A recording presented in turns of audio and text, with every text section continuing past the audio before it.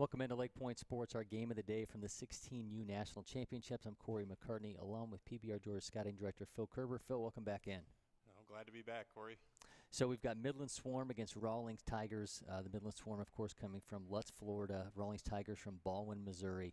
A couple D1 commits on this Midland team. Phil, what do we know about these guys? Yeah, they're going to play hard. They're a talented group, a team that I got familiar with when I spent my year down in Florida. And they got Jaden Brown on the mound today, who was in the upper 80s 2 weeks ago at a PBR Florida tournament. So it should be a good one.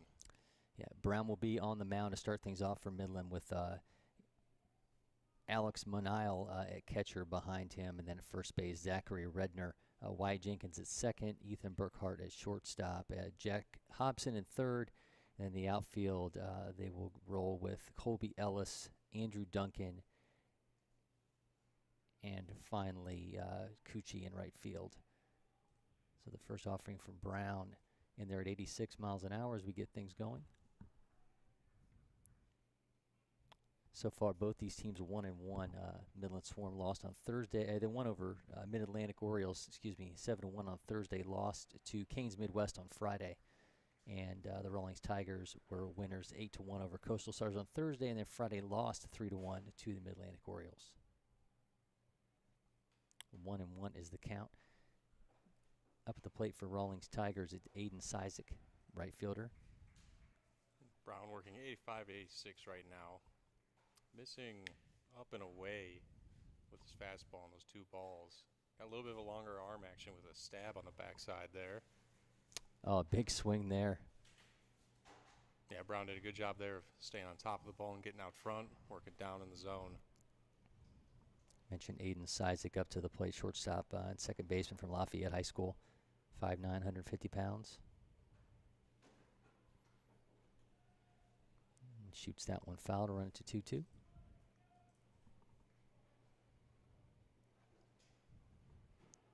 Aiden hitting 250 early in this tournament with a 400 OPS.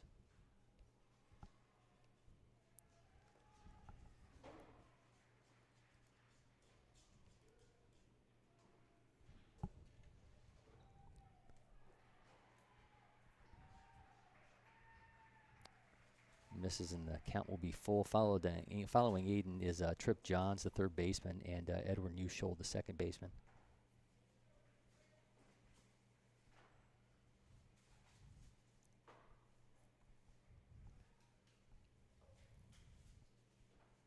And he walks the leadoff hitter, so that will bring up Trip Johns, the third baseman, the runner on.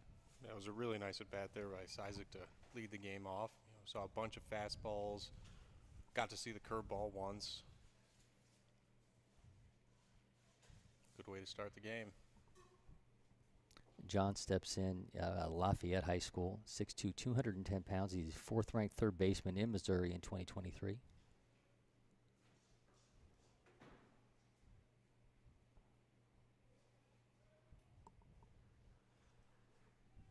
Yeah, Johns can really punish the baseball. Top exit velo of 99. They recorded recently at the Missouri Underclass Games on June 8th. Max distance of 370, so he can get a hold of the ball. You mentioned 6'2", 210 pounds, so a pretty sizable frame for 2023.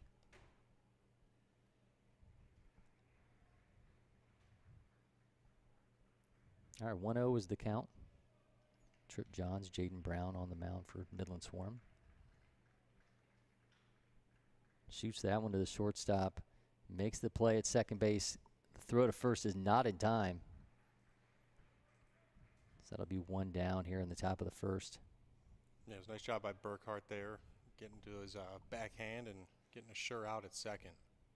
Burkhart only a 20-24 on this team with mostly 23s.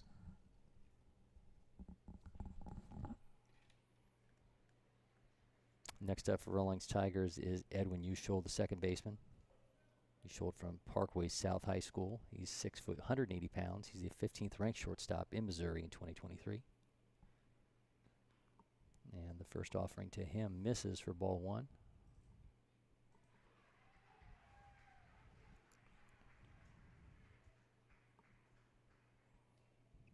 Newshold hitting .400 so far with a .571 OPS. A couple games into this event.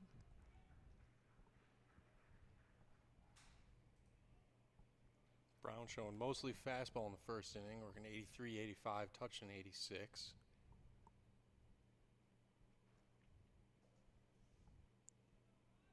One is the count. One out here in the top of the first.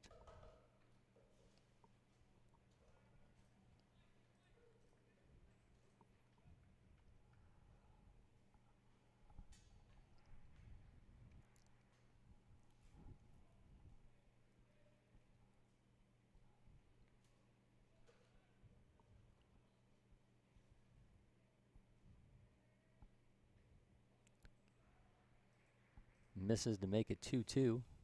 Yeah, struggling early with the breaking ball command. I think the few that he's thrown, he's pulled glove side.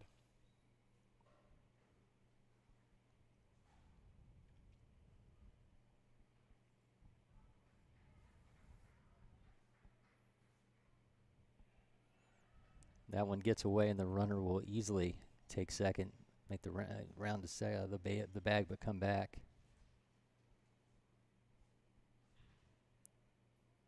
Yeah, that one looked like it took a bit of an unnatural bounce off the turf.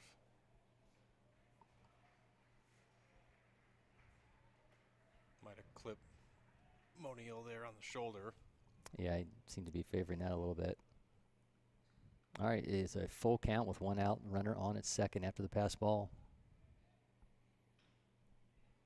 Chopper playable by the third baseman to the throw up, but he still makes the play to get the second out, but a runner does advance to first base, so third base, excuse me. So John's at third with two outs here in the top of the first.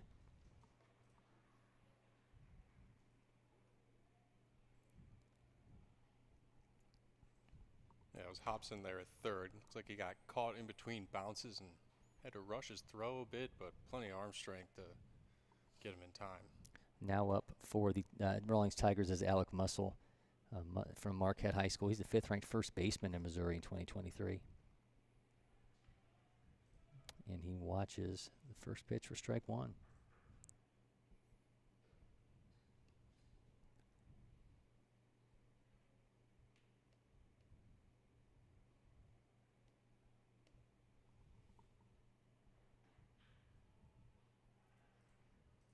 And high for ball one.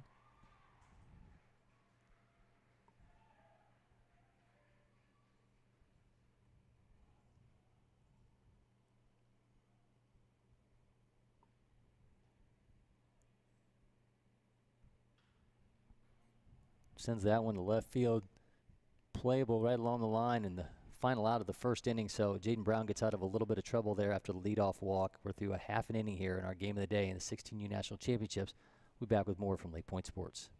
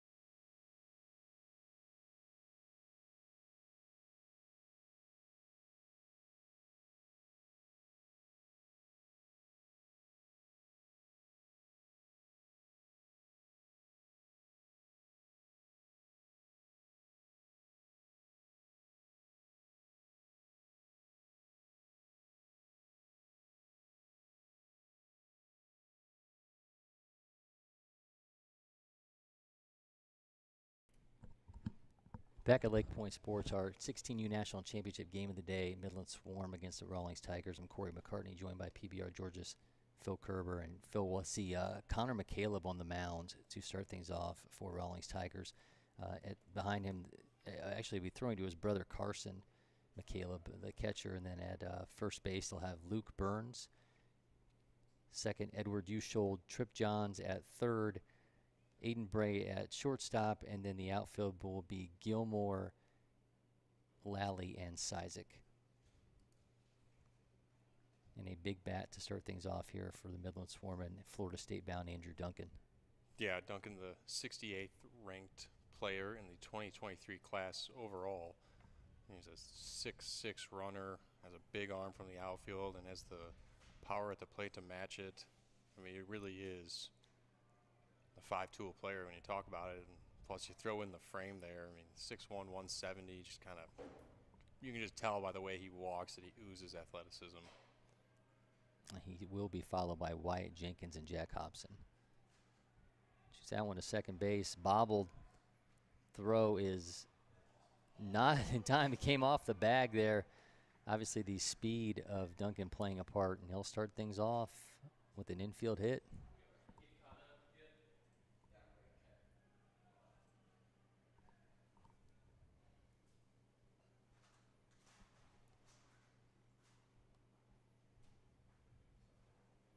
Conversation between the umpires after that close play.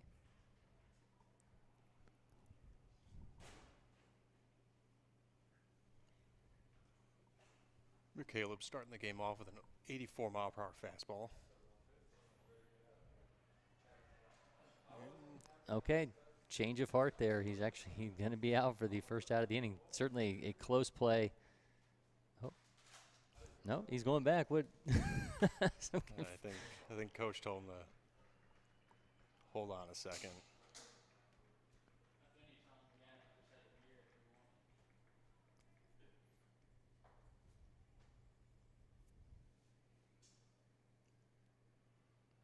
Well, if anything, Andrew Duncan's getting his warm-up sprints in here in the bottom of the first inning.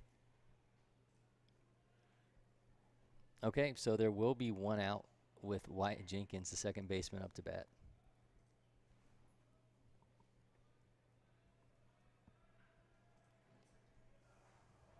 Again, this is Connor McCaleb on the mound. Shoots that one to the shortstop, and this time call was quickly made that time for the second out of the inning. Yeah, 2 pitches, 2 outs there, 83, 84. I mean, Midland's not wasting any time. We'll see if we've got a take sign here on this first pitch. Make him work a little bit to get out of this first. This is Jack Hobson up to bat from the Out of Door Academy. 6 foot, 200 pounds. Hobson's got some real power potential. Hit 9 home runs this spring en route to a state championship with ODA. Fun fact, he actually helped defeat 5 of his teammates that are on Bishop McLaughlin in the regional championship. I'm sure he let him know. Drives that one to center field, camps underneath it, and makes the out. A quick and efficient inning for Connor McCaleb there. We're through 1 in our game of the day in the 16U National Championships. We'll be back with more from LakePoint Sports.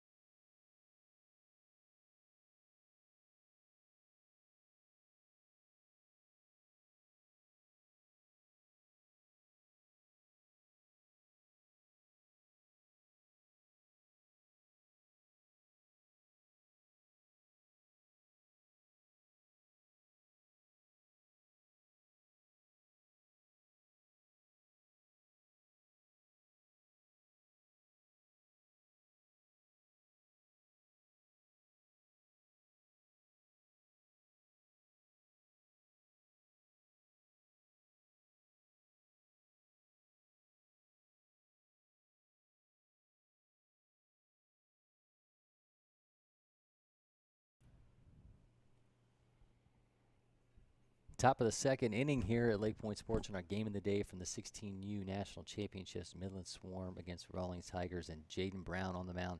Jaden throwing 18 pitches in that first inning to a mere 4 from Rawlings Tigers, Connor McCaleb.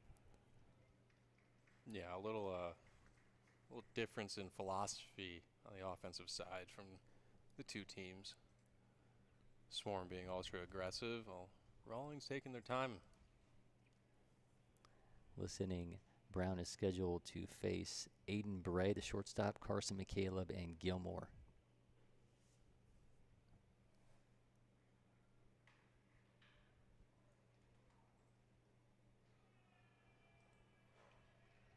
Brown comes out with an 84 mile per hour fastball there.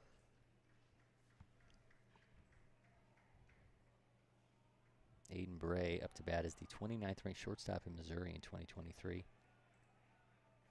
Out of Lafayette High School, he's hitting .286 with an RBI so far through 2 games.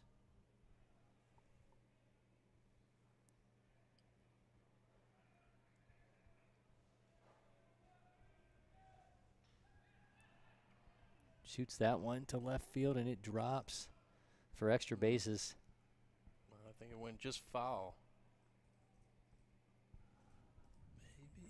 I'm blaming Lost track of it. Blaming the pole in front of me, but yes, he's going back. That bat will continue. Looked like it was close, though, from my obstructed view.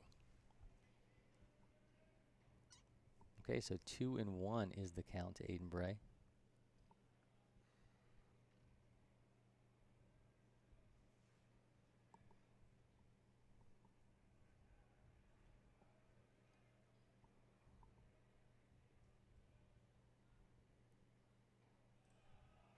Bray misses at 82 to run it to 3-1.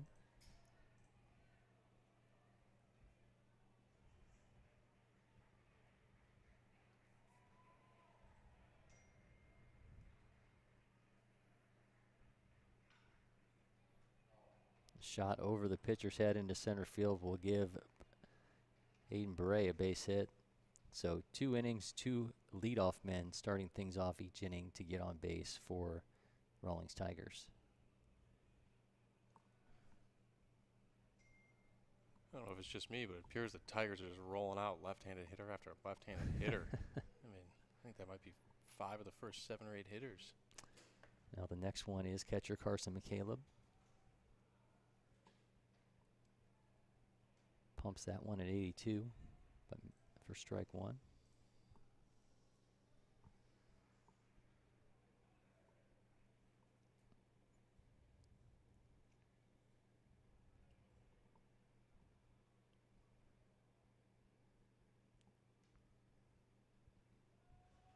Brown tries to go inside again and runs it to 1-1. Yeah, Brown looking like he's getting a little frustrated out there. He's missing the same spot, you know, glove side and low. If you can bring that just a little bit in, that's a strike.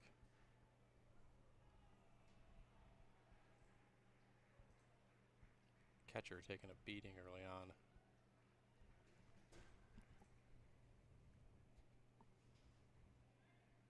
So now it's Gilmore, the left fielder, with runners at first and second and no outs here in the top of the second inning.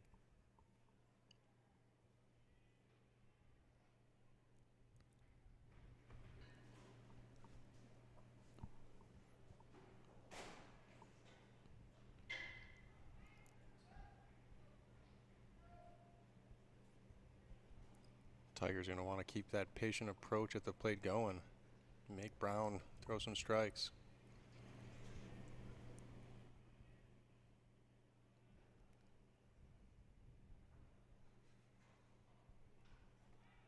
Shoots that one to right field. Runners will all advance. They'll play. No play at home. They'll hold them at third base, so the bases will be loaded with no outs for Jack Lally, the center fielder.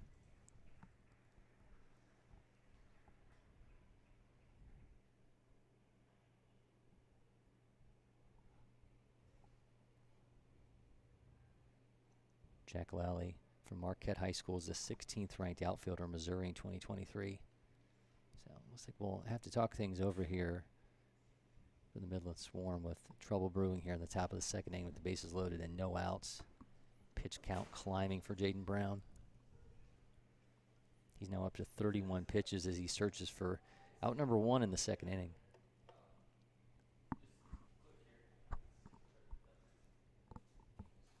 Yeah, he started the game out with some command issues and they've carried themselves over into the second inning.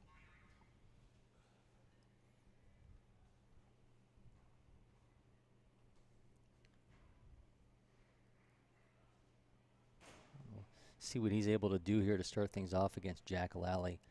Lally hitting just 200 so far in the event. Bases are loaded with no outs in the top of the second.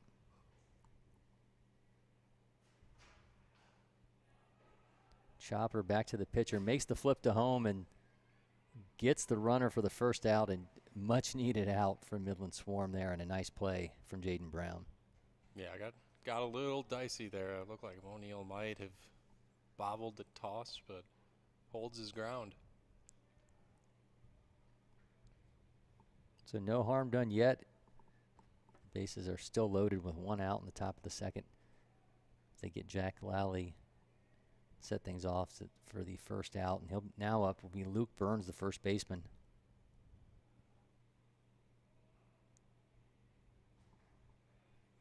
Starts Burns off with a 1-0.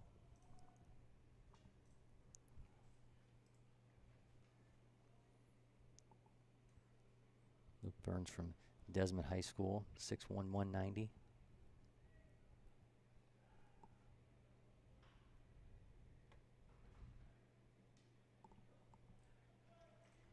Nice pitch there for 83 for strike 1. Yeah, Brown can just figure it out and stay there. I mean, when he's in the zone, Tigers aren't barreling the ball up. It's been mostly weak contact.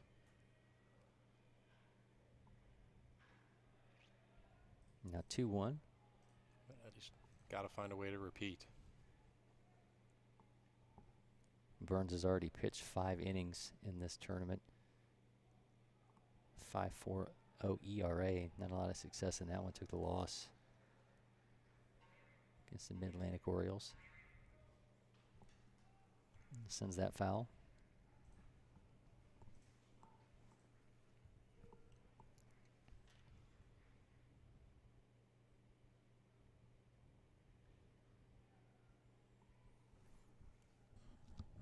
Waiting behind Burns in the on-deck circle is designated hitter Max Eastman.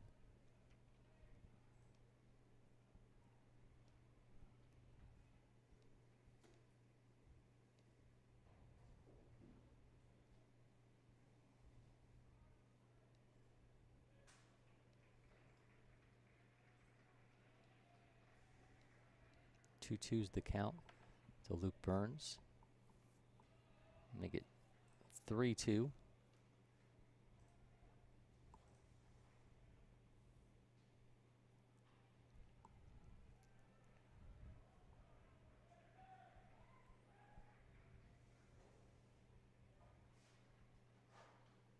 Shoots that one foul.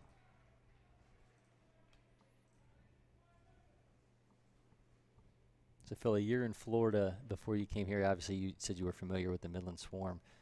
How different are the travel ball scenes in Florida and Georgia? You know, they've got their similarities, but there's also, there's a lot more teams based in Florida than there are in Georgia. But when it comes to talent, both states are, when you put the best of the best against each other, going to hold their own. Well, Brown walks in the first run of the game, and bases continue to be loaded here for Max Eastman, the designated hitter.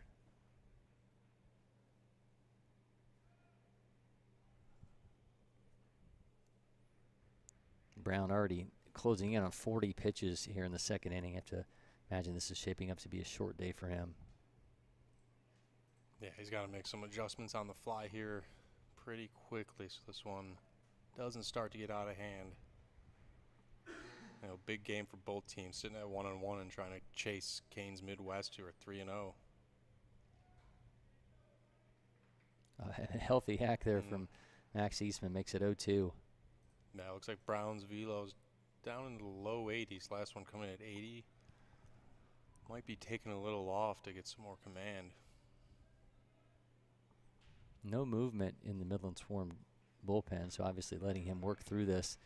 Eastman shoots that one to right field. And that'll score another run, make it 2-0 here in the top of the second inning. Nice piece of hitting there from Eastman. That was the first hard contact that we've seen on Brown. Yeah. Nice job getting his hands to that low pitch there and sending it into right field.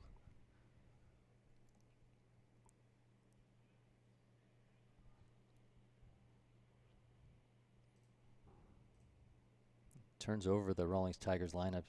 Right fielder Aiden Cizik now up to bat. Cizik walked in his first at bat.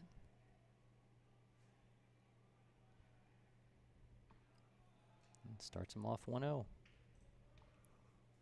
think that landing spot there on the mound's giving Brown some troubles. I don't know if it's a kind of a mental thing or if he's being forced to work from a different spot he's used to. Whatever it is, he certainly does not look comfortable at the moment. Now 2-0 as he tries to get himself out of a bases loaded jam. He's already allowed 2 runs in this inning. Looks like we're going to get a defensive sub here. So I think Midland might be sending someone down to the bullpen. Looks like that's Andrew Duncan coming off the field.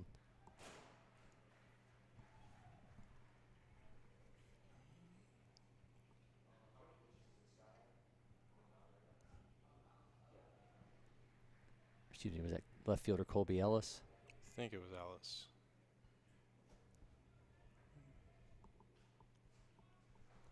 I mean, you get some action right away. And that'll go foul to make it 2-2. Yeah,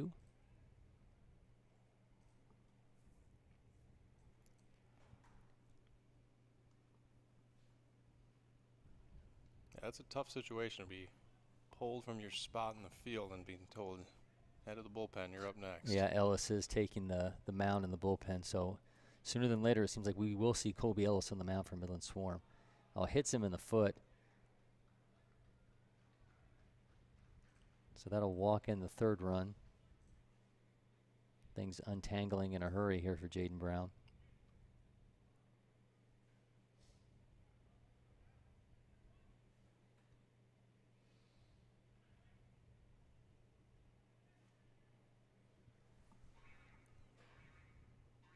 Now I think it's turning into a matter of how quickly can Colby Ellis warm up. Yeah, we got the dangerous power bat of Trip Johns here. I mean, just based off his metrics, this is a guy that can do some damage. Ooh. High and inside for ball 1. Yeah, Brown let that one go a little bit, up to 85.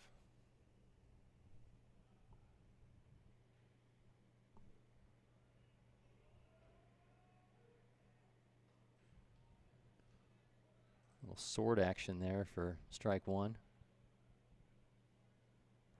Yeah, that high fastball's got to be awfully tempting with the bases loaded.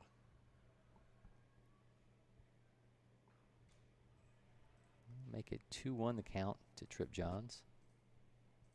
Again, just 1 out here in the top of the second inning. 3-0 lead for Rawlings Tigers. I think we had a little bit of a strategic meeting here to give Ellis some more time in the bullpen.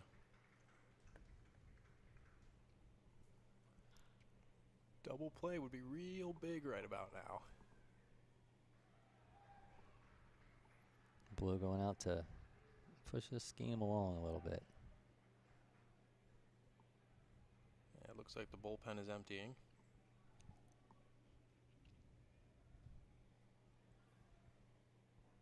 This might be Brown's last. Another miss high and inside, now 3-1.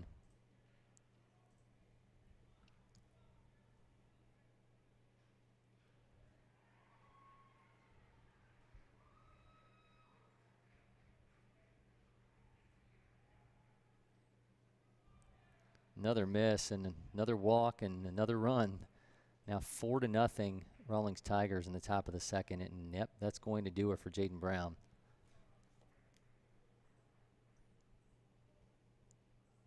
Certainly a tough outing for him. 50 pitches, makes it just through 1 1/3, allowed 3 hits and 4 runs. Yeah, that's that's a tough outing. You know, he just never looked comfortable from the very first pitch out there. Couldn't find the slot.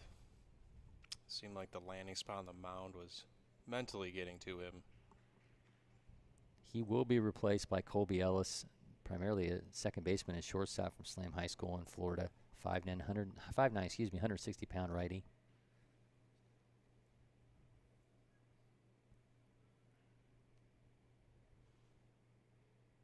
I was watching Ellis warm up down there in the bullpen, and arm looked like a pretty clean, quick arm action. Be interested to see what the velo comes out as.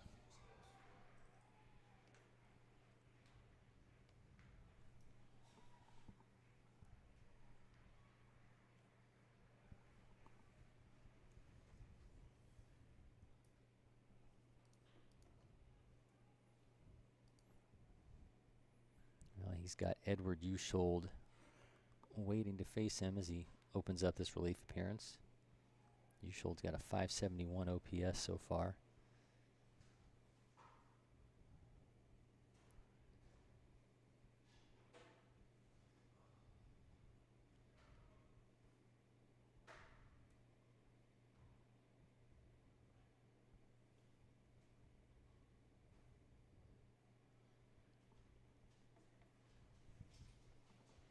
All right, let's see if Ellis can get him out of this jam. Again, there's one out, bases loaded. Top of the second, a 4-0 lead for Rawlings Tigers.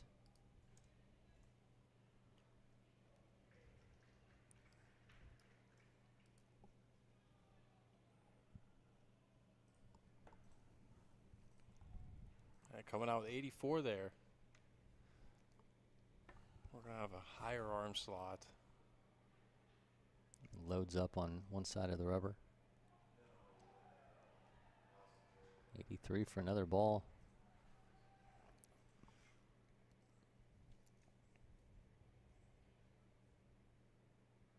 I mean, this really is a do-or-die game for both of these teams. A loss here effectively knocks you out of bracket play. So you got him. Chopper to first base, makes the throw home, is in time for out number 2. Heads up play there from Zachary Redner for the second out. Yeah, that's exactly what the Swarm needed. Again, the Tigers are not barreling much up. You know, they're just kind of taking it patient. Yeah, 4-0 lead, but if they get out of this with just 4 runs, you got to feel like they had lost an opportunity to blow this thing open. Yeah, I mean, got Midland on the ropes here, and you just want to keep adding to this because this Midland team is capable of putting up some crooked numbers, and there's a long way to go in this game still. This is Alex Muscle, the extra hitter. At the plate, it's now 1-1 to him with 2 outs in the top of the second. 4-0 is the Rawlings Tigers lead.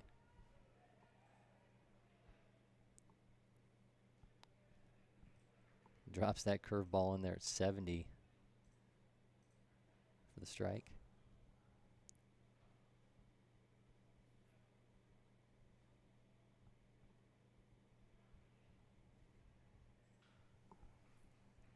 He'll shoot that foul. Count remains 1-2.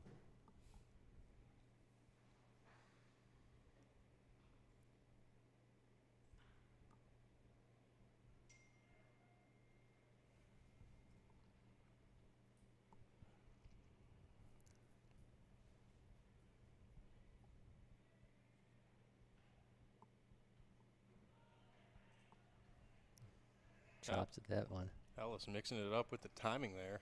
Gave us a little pause at the balance point. Hasn't shown that.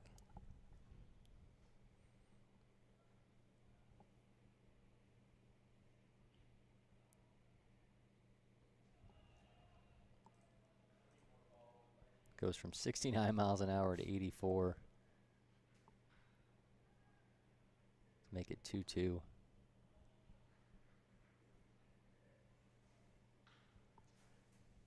Chopper down the first base line, but will go foul.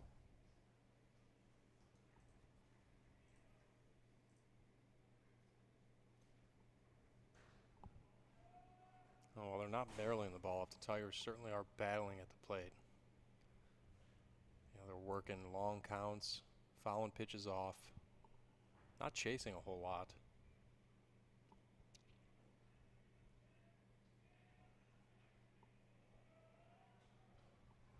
Another foul. Yeah, the overall pitch count disparity here is really a fun one to look at so far. Yeah, of course, Connor McCaleb sitting on the bench having thrown just 4 pitches so far.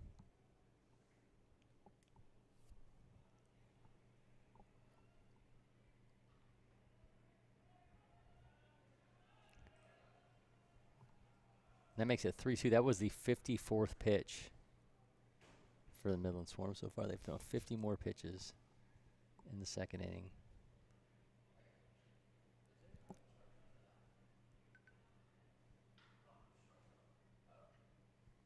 Chopper to second base for the third out. Finally, Midland Swarm worked their way out of that one. A 4-0 lead, though, for Rawlings Tigers as we head to the bottom of the second, our game of the day from the 16U National Championships. We'll be right back from LakePoint Sports.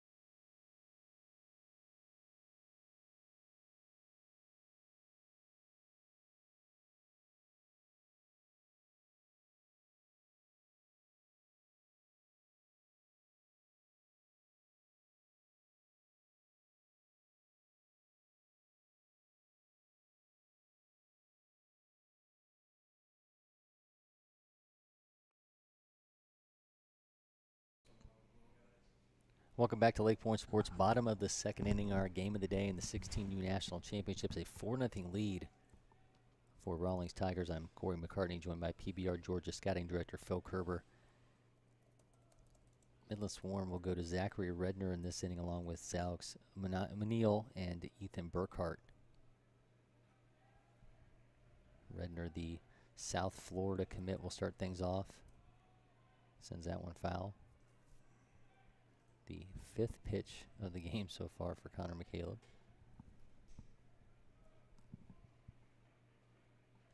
Redner, 6 foot 175.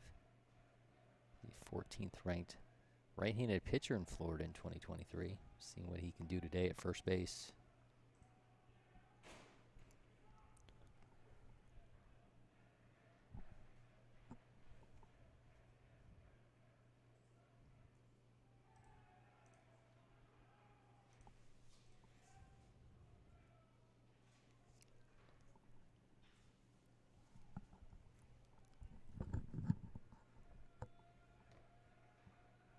Redner, big body, left-handed hitting first baseman and right-handed pitcher. He was on the bump yesterday for the Swarm, 84 to 86, with a sharp swing and miss breaking ball. Looks like a real promising prospect on the mound. He's got a 3-1 count in the bottom of the second inning, and Midland Swarm looking to get something going.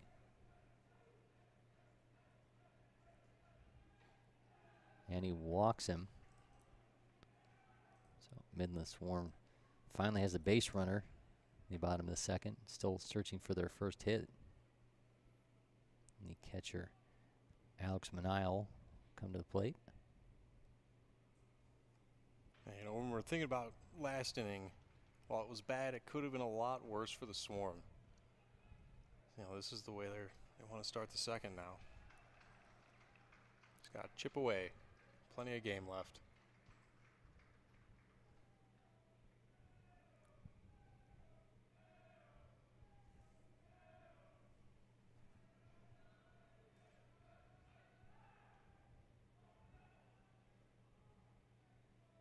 Caleb working to equal throws over to first as many pitches as he's thrown.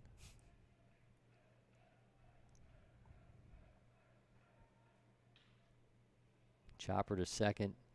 Makes the play at second. The throw to first, though, is not in time. They will not get the double play, but one down still here. Nice turn to second base.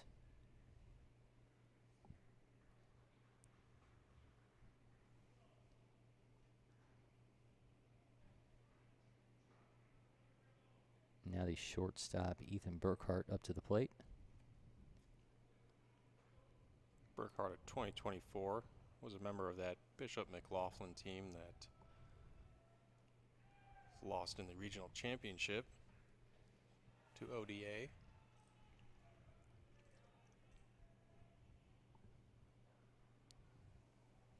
Burkhart, 5'10", 185 pounds.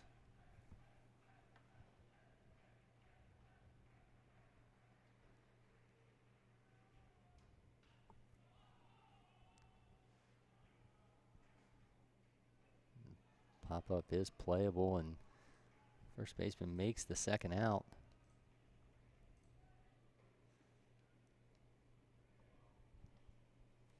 And with how aggressive Midland is being, there's no reason not to just fill up the strike zone, let your defense work, and that's exactly what's happening. And now up to bat, it was the guy who was in left field and is now on the mound, Colby Ellis.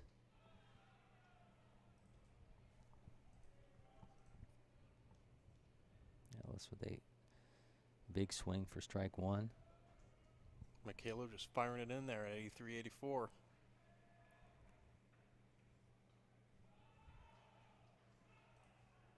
Shoots that one back for strike two. When you got to lead, the last thing you want from a defense is your pitcher to be wasting pitches.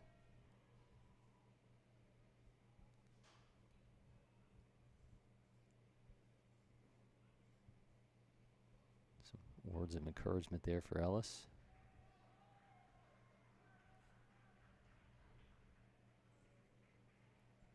Okay, 0-2 is the count with 2 outs.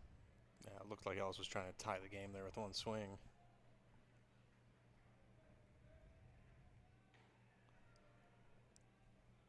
Now 1-2.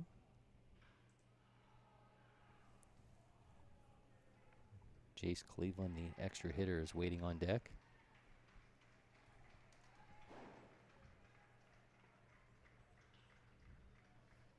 Chopper foul.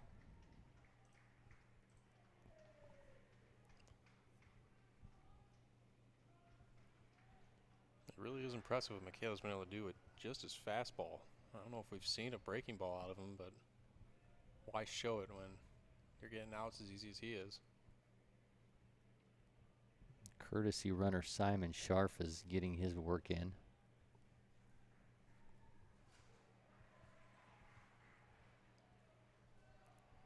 Ball gets away and Scharf will coast into second. Oh, right after I talk about not using the breaking ball, there it is. That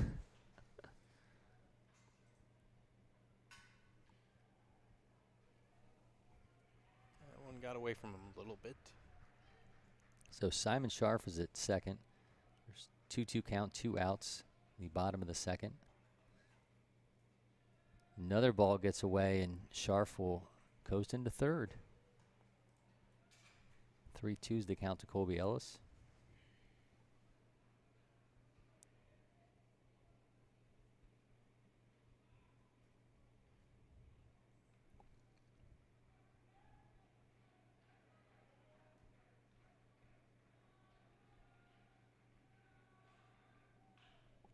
Ellis shoots that over the shortstop's head into left field on the bounce.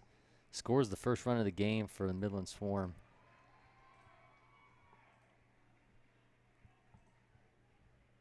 Yeah, nice job by Ellis after falling down 0-2 and putting some pretty big swings on those first two pitches. Looked like he toned things down there and just lined one into the gap. Not going to let Ellis run in that. So Choi will come in to run for pitcher Colby Ellis. Choi, a new addition to this Midland Swarm team.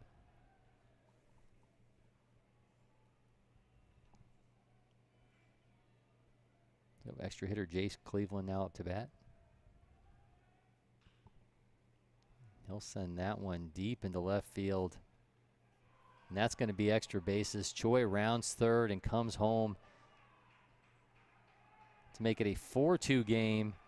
Jace Cleveland showing some enthusiasm there at second base as he delivers an RBI double to cut the lead in half.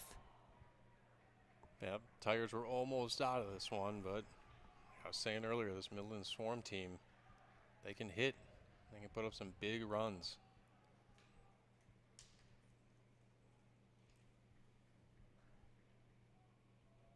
Tyler Howell, the designated hitter, awaits McCaleb.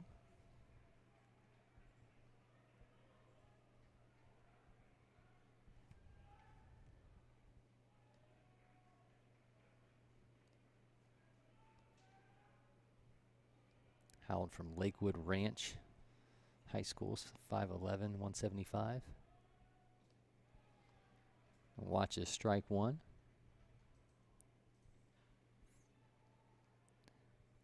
When I was a kid, I don't ever remember anybody ever wearing 99. But Aaron Judge has certainly changed that. Yeah. No one wanted 13 because it was unlucky. Acuna changed that. No one wanted 99. I feel like 99 was the extra jersey that was always laying around. Maybe reserved for those bigger guys on the teams. That's right. Well, it's a hot commodity for every team. I will admit I wore 99 at one point, not by choice.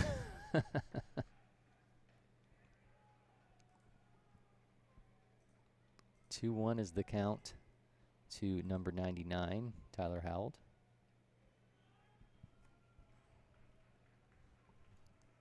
Jace Cleveland on second after an RBI double that scored Choi. It's a 4-2 Rawlings Tigers lead.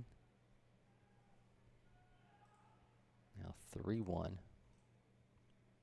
Yeah, looks like McCaleb's lost his slot a little bit. He's pulling the ball glove side. Kind of the same problem Brown was running into.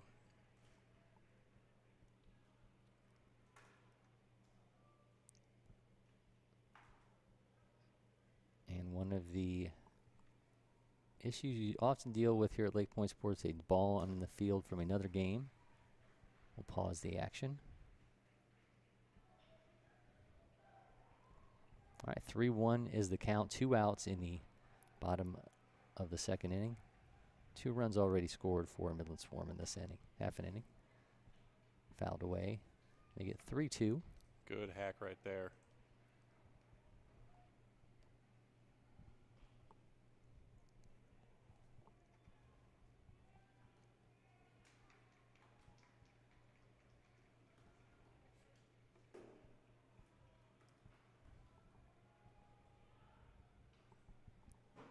Another foul. Howell keeps this at bat going.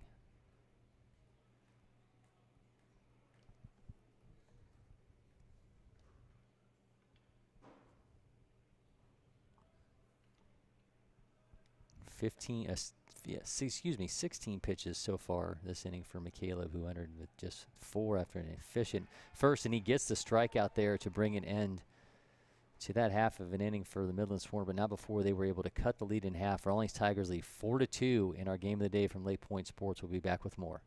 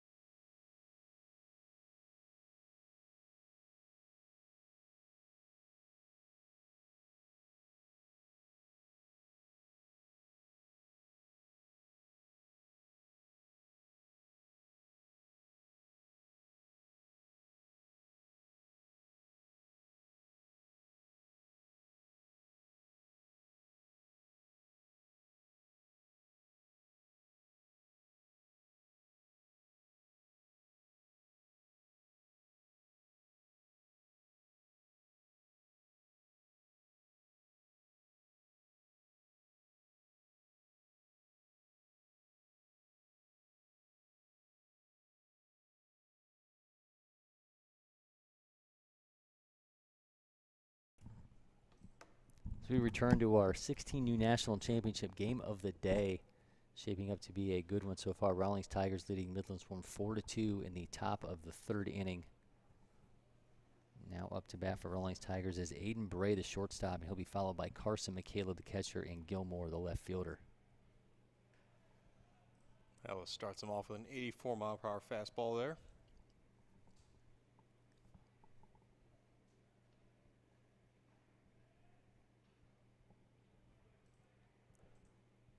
And Bray will chop that foul to make it 1-1.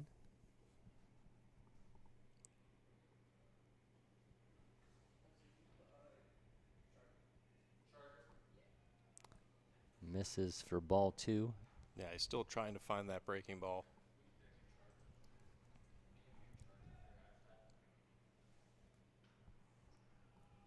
Shoots that foul and make it 2-2.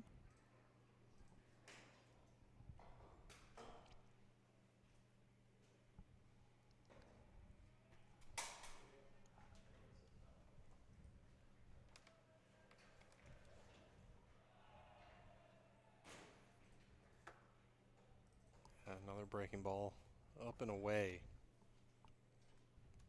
Tells you that Ellis is not getting out front on that pitch, getting backed up on him. A big swing on a 3-2 count will give Ellis the strikeout. One down here in the top of the third inning.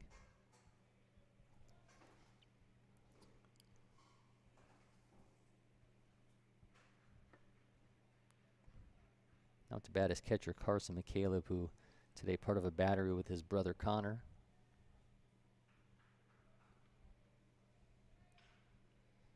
Shoots that one to shortstop, and the throw is well in time for the first out. See the big arm there from Ethan Burkhart.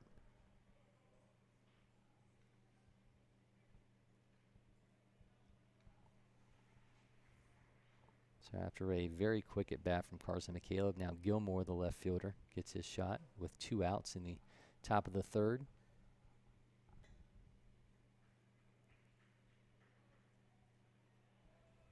Brown in for strike 1 at 85 miles an hour.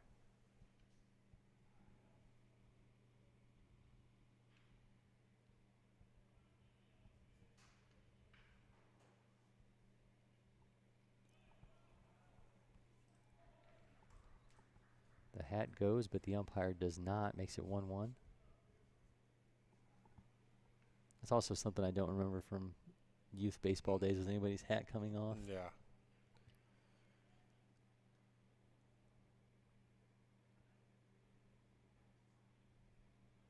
Might have been also because we had adjustable hats back then instead of the fitted. That's true. Ooh.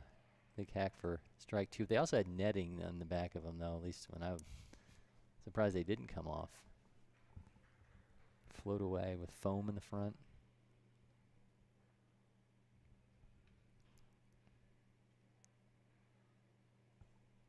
Oh, check swing. Awfully close. Well, and no check to the first base umpire. 2-2's the count. 2 outs here in the top of the third.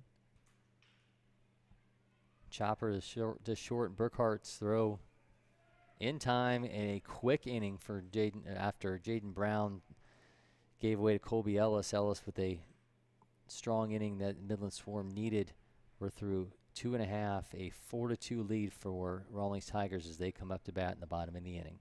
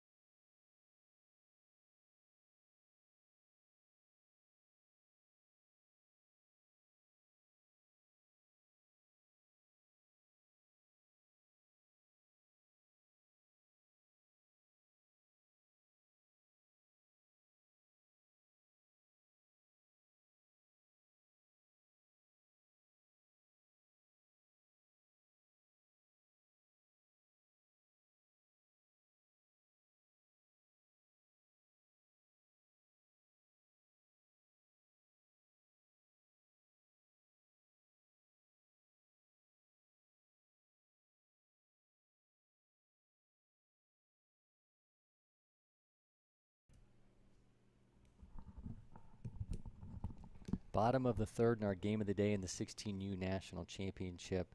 Midland Swarm against Rawlings Tigers. A 4-2 lead for Rawlings Tigers. And we'll see what Connor McCaleb has in store for this inning.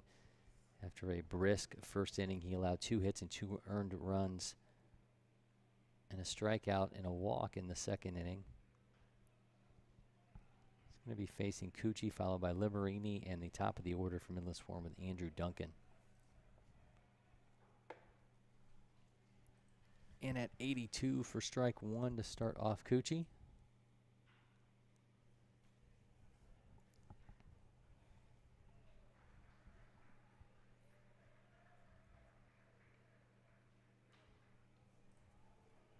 Chopper foul.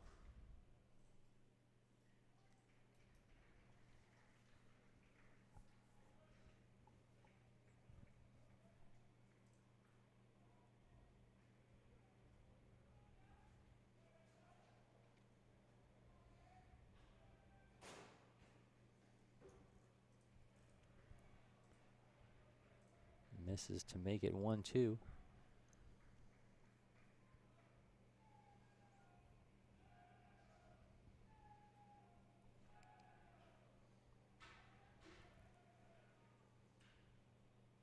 he'll shoot that to center field, playable, camps underneath it to make the first out. I really like the overall demeanor McCaleb has out there. Seems like nothing bothers him. No emotion, just going about his business.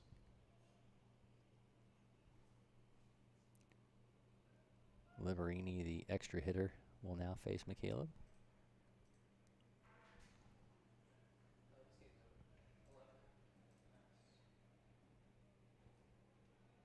This is arm side for ball 1. Yeah, still trying to find the breaking ball. Seems to be a trend amongst all the pitchers we've seen today.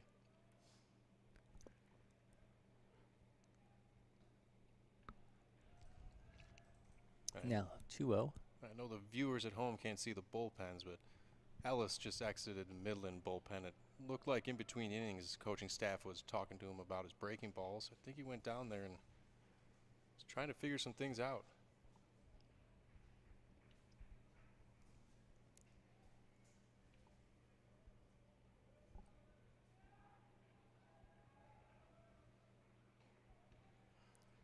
Big swing for strike 1. Yeah, Swarmer chasing those pitches up in the zone.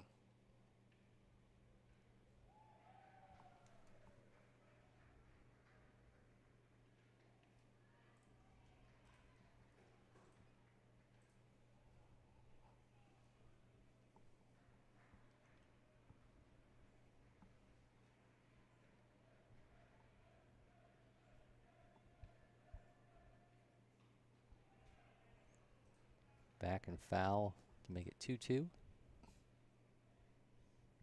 1 out here in the bottom of the third. A 4-2 Rawlings Tigers lead.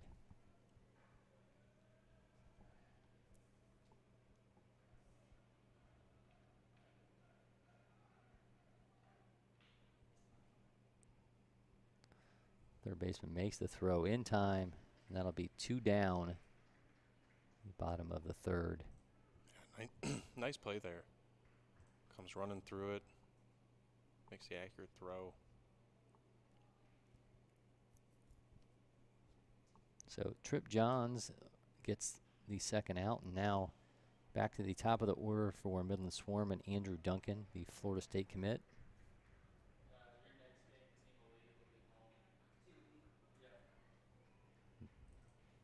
Yep, there's the breaking ball for a strike.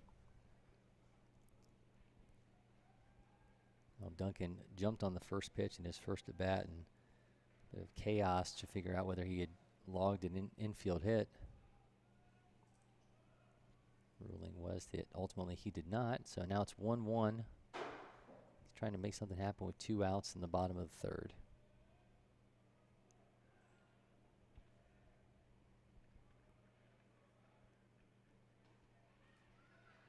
In for strike 2.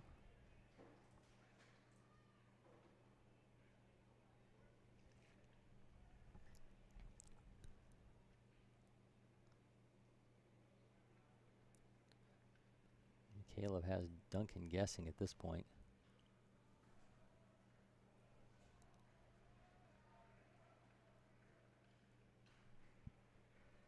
And shoots that foul. Yeah, nice job fighting that one off. More of a defensive swing there from Duncan.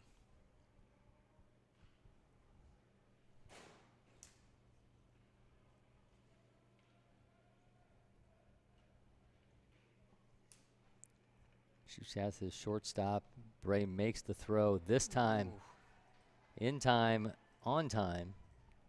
That'll bring an end to the third inning. So we're through 3 in their 16U game of the national championship game of the day. Rawlings Tigers continue to lead Midland Swarm 4-2. We'll be back with more from LakePoint Sports.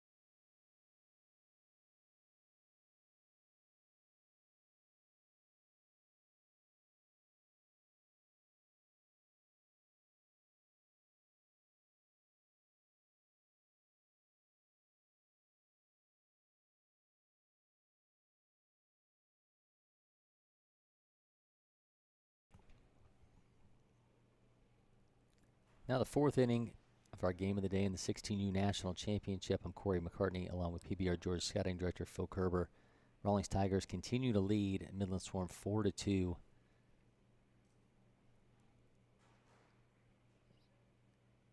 I'm interested to see how the Ellis's curveball's looking. As you mentioned, went down and got some extra work between innings in the bullpen. He'll face Jack Lally, followed by Luke Burns and Max Eastman.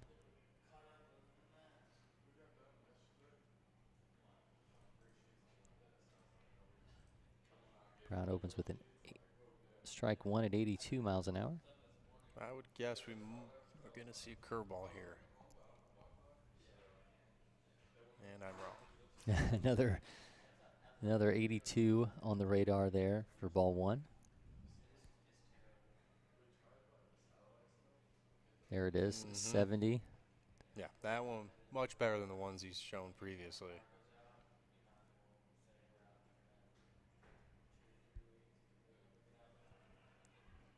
Ball gets away on the third strike. The throw is not in time. So Lally beats it out and will start things off with a runner on for the Rawlings Tigers. Yeah, that's just bad luck right there. Yeah, I was going to say Ellis, that first batter, looked like a completely different pitcher, showing a lot more confidence. I mean, all it took was throwing breaking ball over for a strike, and you can see him whole demeanor change.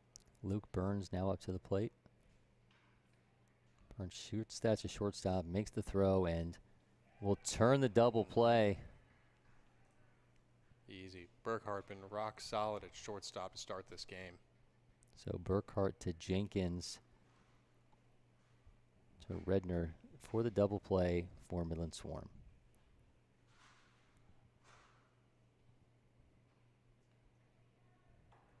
Now it's Max Eastman's turn, designated hitter. And an errant ball on the field.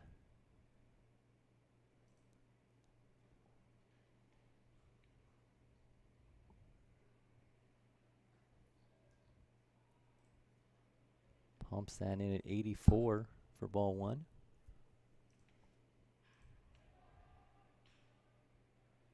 Eastman shoots that to second base. And the throw in time, and another quick inning for Colby Ellis. It's still 4-2 as we're through 3.5 in our game of the day from the 16U National Championships. We'll be back with more from LakePoint Sports.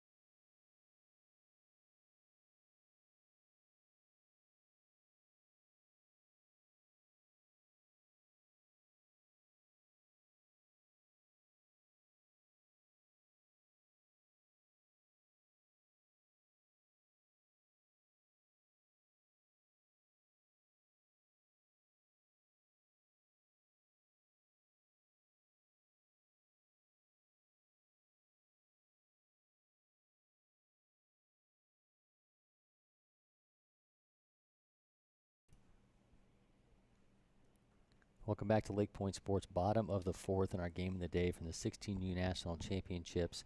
A 4-2 lead for Rawlings Tigers over Midland Swarm of Cory McCartney, joined by PBR George's Phil Kerber. And still an all-McCaleb battery in this game for Rawlings Tigers. Connor continues on the mound with Carson behind the plate.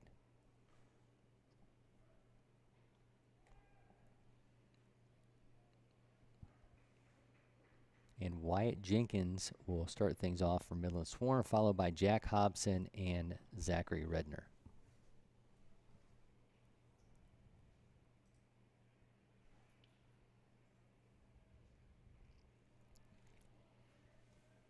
What are you looking for out of Connor McCaleb in this inning, Phil?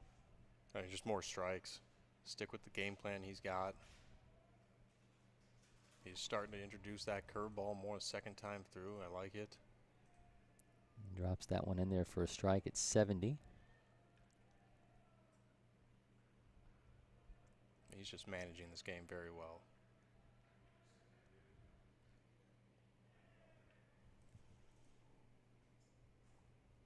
Now a 1-1 count.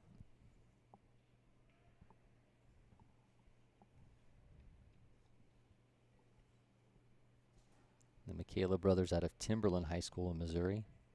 Carson is the 9th ranked catcher. Connor is the 33rd ranked outfielder in Missouri, the class of 2023.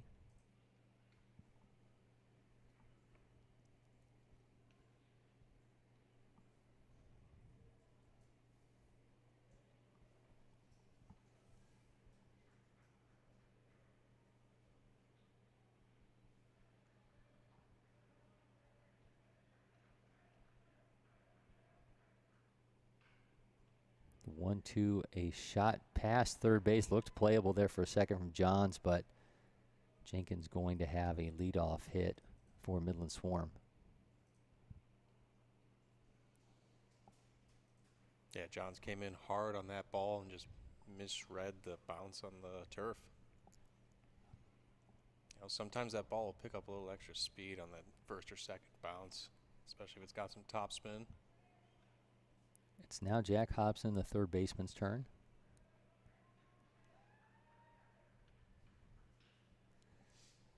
He sends that one deep to right center. On the bounce, that's going to be extra bases. Comes the runner home, and the throw is not in time.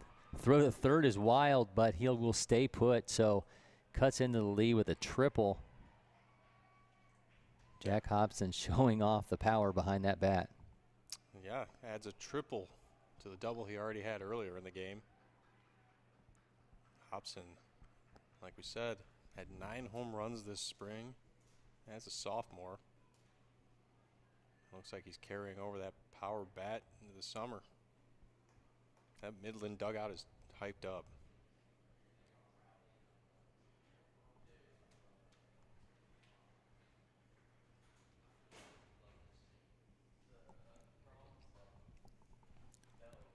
So it's now a 4-3 lead for Rawlings Tigers. They've been outscored 3-0 after taking that lead.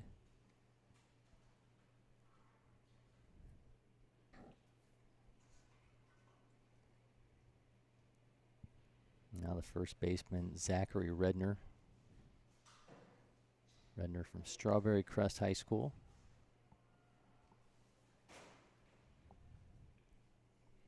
See if he can drive in Hobson and tie this thing up.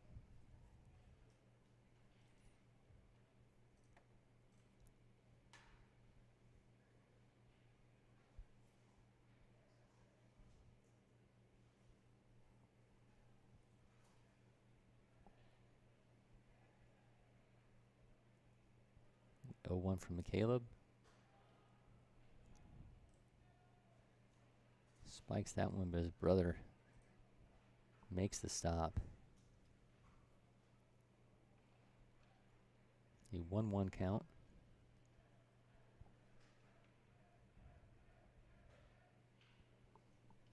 Sends that one to first base and makes the play for the first out. Luke Burns had that one all to himself.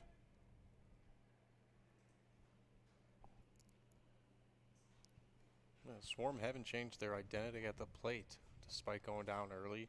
They're still being very aggressive, going after that first pitch if it's there. They're going to take what you give them. This is catcher Alex Munil. And they're letting the bat fly right now. Just got to put some of those balls in between the white lines.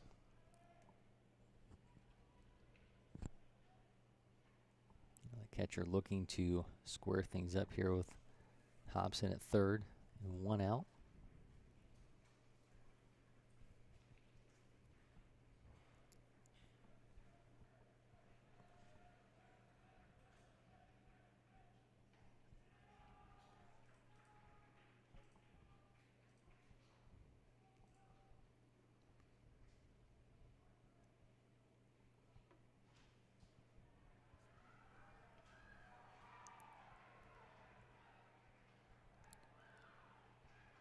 Neal shoots that one to left field.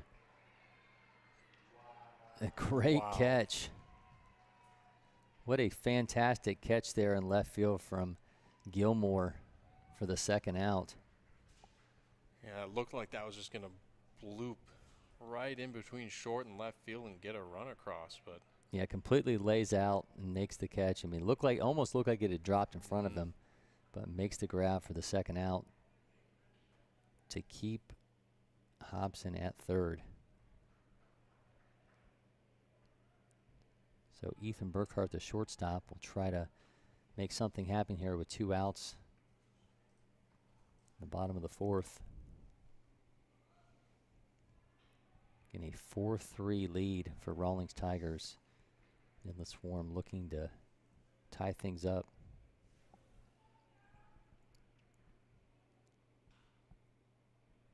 And he shoots that one to center, and the play will be made from Jack Lally and brings an end to the inning.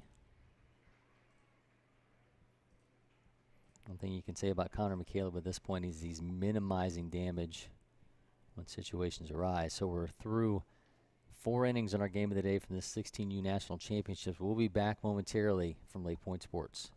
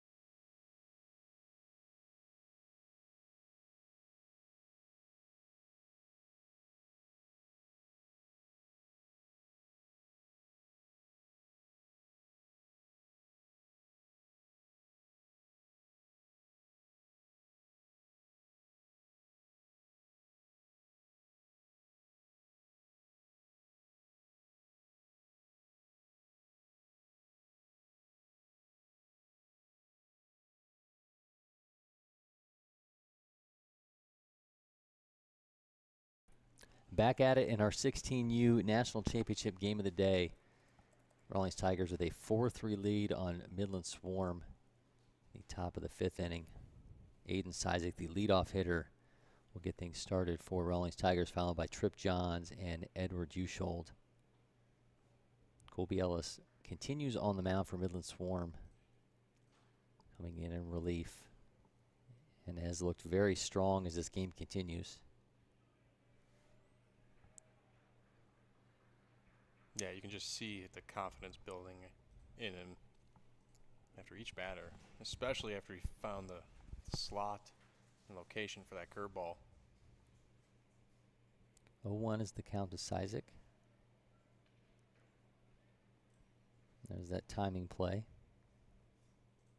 Yeah, you always got to worry when you start changing your timing. Can you find that original delivery again?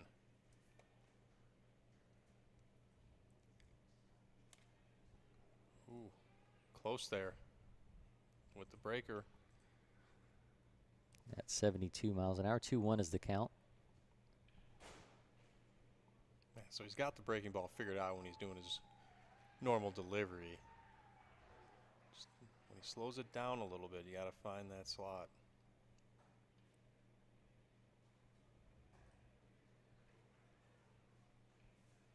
Gets that one in there for the opening strikeout. And that breaking ball is working for Colby Ellis right now. Yeah, it makes a world of difference when you're throwing 2 pitches for strikes. You know, the hitters can't just sit and wait fastball. Now it's Trip Johns, the third baseman. Starts him at 83 for strike 1.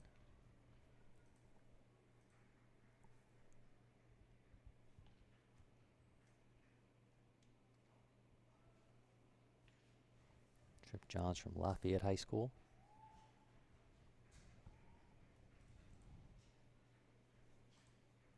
Still uncommitted, but he's the 4th ranked third baseman in Missouri in 2023.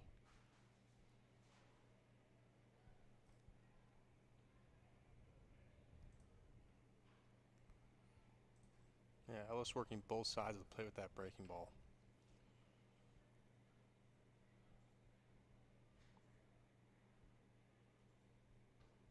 Rears back in 83 as the hat flies off again.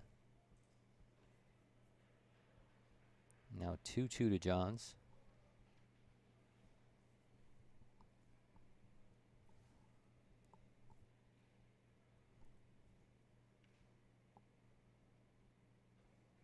And gets him with another fastball there, another little bit of toying with the timing.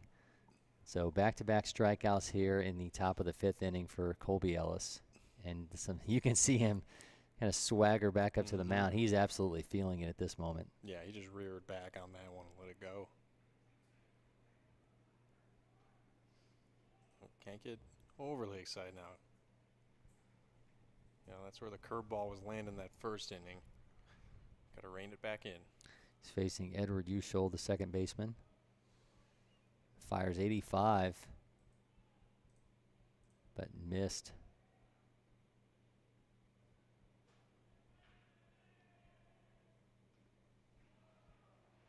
A half-hearted swing from Ushold makes it 2-1. Yeah, it kind of seemed like he was guessing there.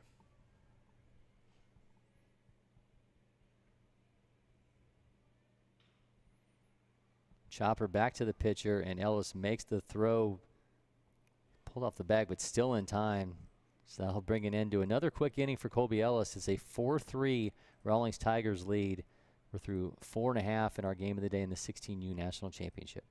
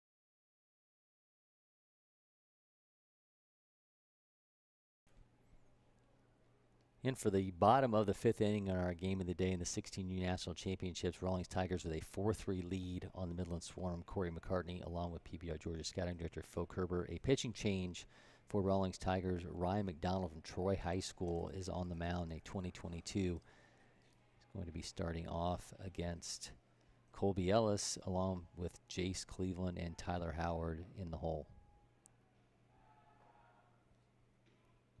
McDonald coming at 79 on ball 2.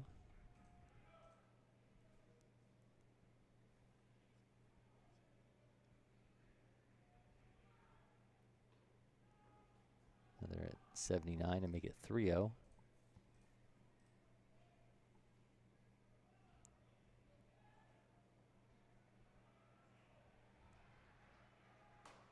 And he walks Ellis to start this off. And well, I think he caught the outside corner there. Wow.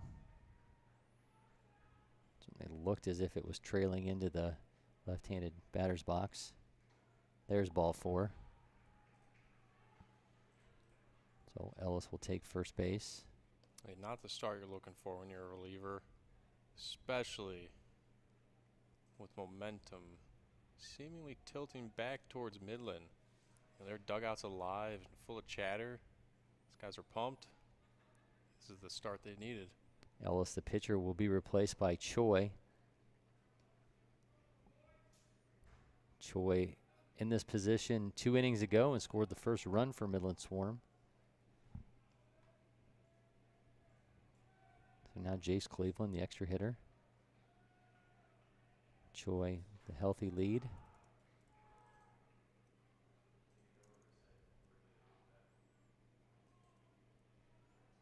Choi, who flew over just for this tournament, correct, to play for Midland Swarm? Yeah, originally from Korea. I believe, looking him up, he's at IMG Academy, which gets a fair share of players from Asia to come over and play with them. IMG Academy here for the high school select at LakePoint Sports just a couple months ago.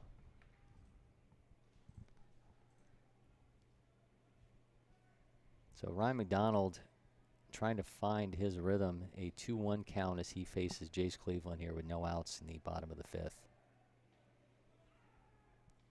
Throw back from McCaleb is not in time. Choi gets back.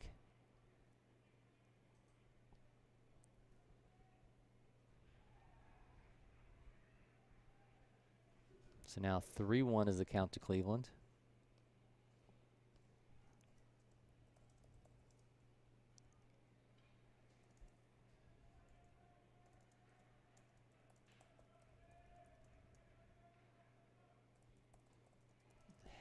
Half swing from Cleveland will be a strike. It's now 2-2.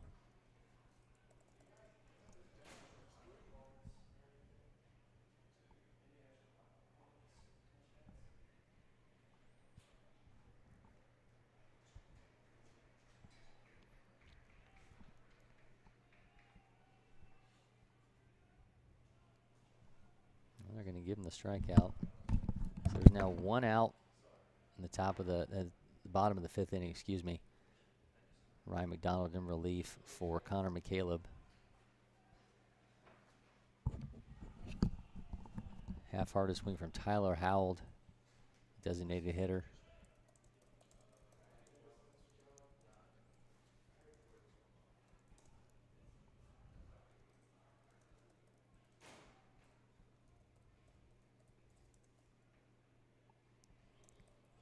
Breaking ball at 64 will be in for ball 1.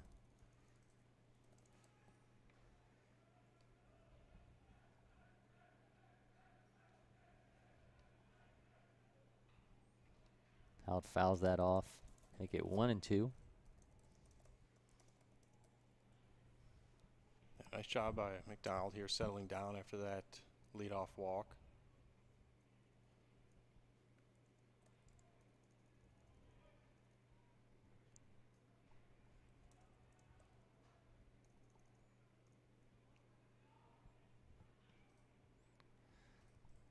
Misses to make it 2-2, and Carson McCaleb just keeping Choi honest at first base.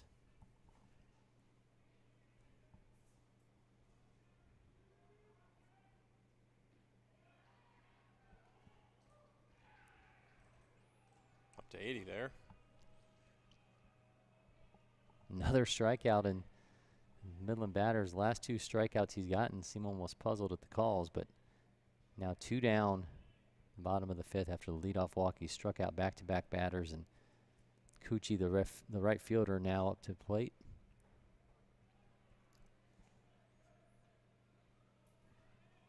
.79 for strike 1.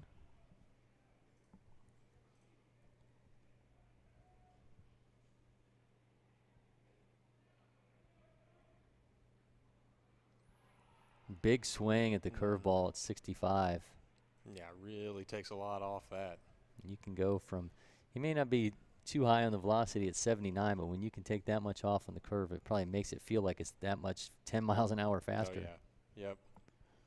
Your eyes can play tricks on you there. Another curveball for a strike. 3 strikeouts for Ryan McDonald after the opening walk. And he gives a little shush to the Midland dugout as he walks off the mound. Well, emotion starting to run a little bit high here. We're through 5 in our game of the day from the 16U National Championship. Rawlings Tigers continue to lead Midland Swarm 4-3. We'll be back with more from LakePoint Sports.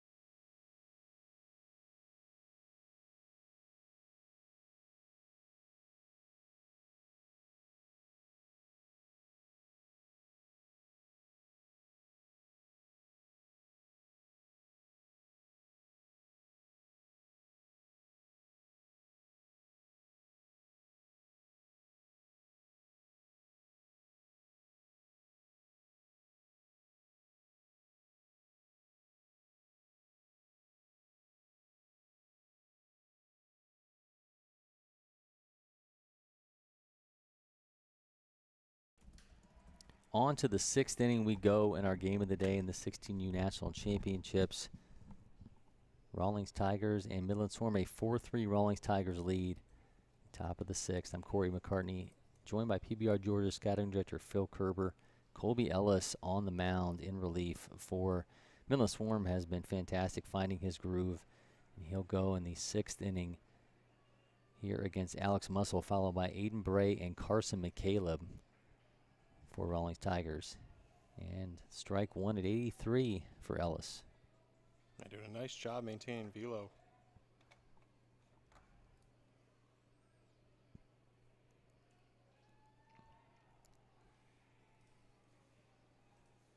Misses, and his count is 1-1.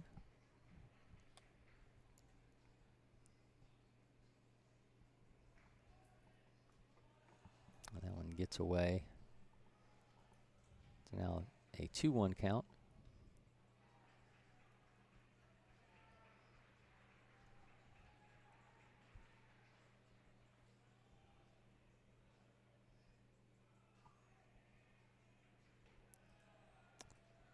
That might be the biggest miss that Ellis has made since coming into this appearance. 3-1 is the count. Muscle shoots that into left field, but the catch will be made for out 1.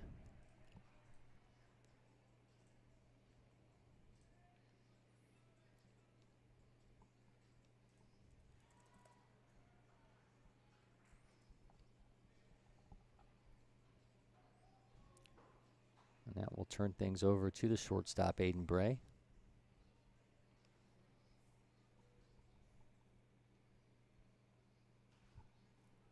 And Bray sends that one down the left field line, but foul.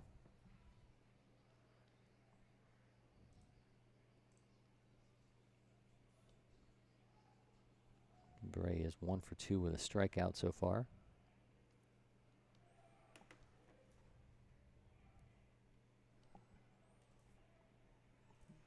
An off-balance miss from Ellis on the curveball. Now 1-1.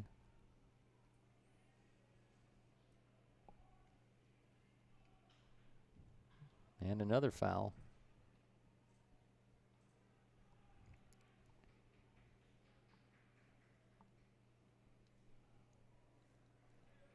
Up to 50 pitches in this relief appearance, excuse me, now for Ellis.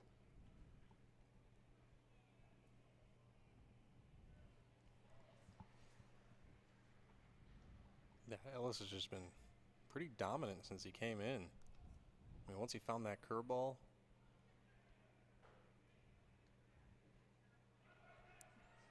Strike three gets away at 85, and he will be in to give Rawlings Tigers a base runner. It's now Carson McCaleb, who is 1 for 2. Now, it's not the first time that's happened this game to the Swarm. Another drop third that gets away from the catcher, and batter able to reach safely.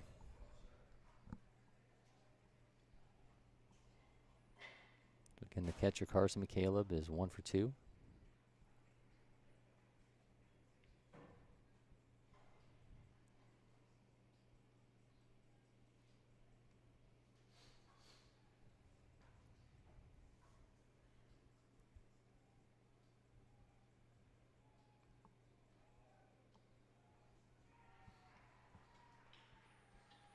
That one to second base, makes the flip. And the throw to first is in time off the stretch, and a inning-ending double play for Midland Swarm, and another effective inning for Colby Ellis on the mound. We're through 5.5 in our game of the day in the 16U National Championships. A 4-3 lead for Rawlings Tigers. We'll be back with more from LakePoint Sports.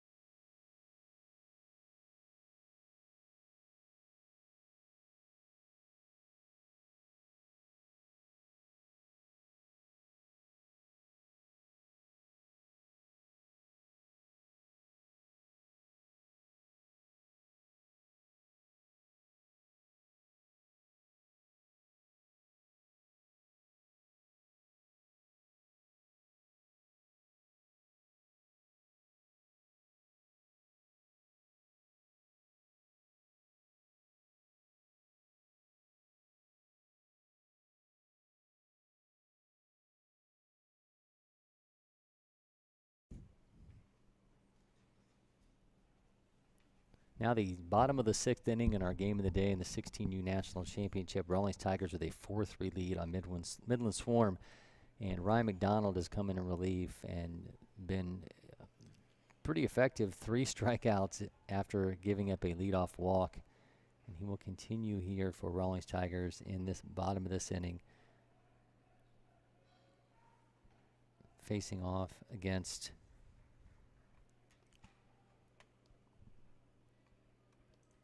Liberini, the last hitter in the order for Midland Swarm. Liberini sends that to center field and playable, and Lally's underneath that for out 1. Yeah, Midland running out of time to make this comeback. Well, we've not seen Andrew Duncan impact this game yet, but you know he has the potential to. Thought he had an infield hit in his first at bat and then struck out in his second. Yeah, Duncan's he's the type of game-changing talent. I mean, if there's one guy on this field that you want to kind of write down the name and follow to the next level, this is the guy.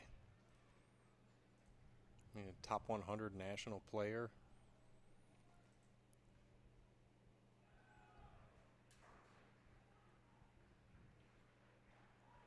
Whew, a pretty curveball from Ryan McDonald to make it 1-2. Yeah, clearly Duncan's not looking to hit an outside pitch, as those first 2 are just painted. And the ball gets away from McCaleb.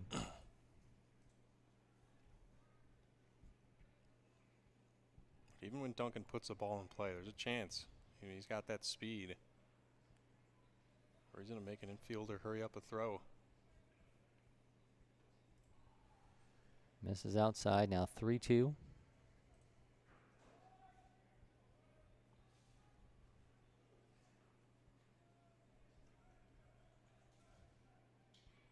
And he walks him.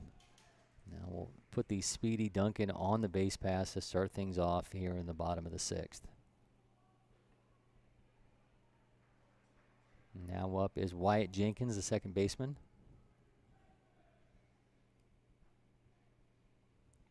Duncan putting on that oven mitt that you know is signal that you're ready to do some damage on the base pass.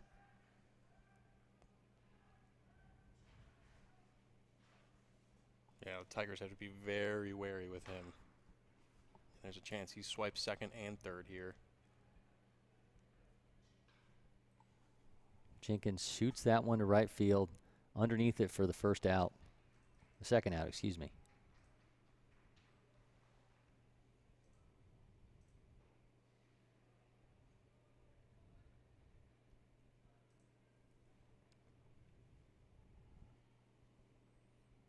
Well, now Jack Hobson, who has had a fantastic day at the plate so far.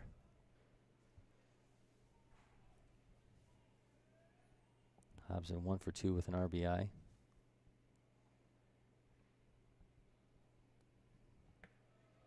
Watches the curveball for strike one. He's just dropping that in on the outer half.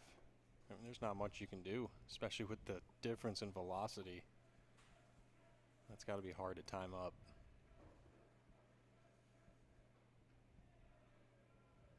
He misses there. Now 1-1. McDonald just going away, away, away with everything. There goes Duncan. Ball gets away, and he's past second. Going back, though. He thought about it, but it's a risky, risky move. I think he made the right call. So Duncan takes second. Now a 2-1 is the count to Wyatt Jenkins with 2 outs here in the bottom of the 6th. A 4-3 lead for Rawlings Tigers.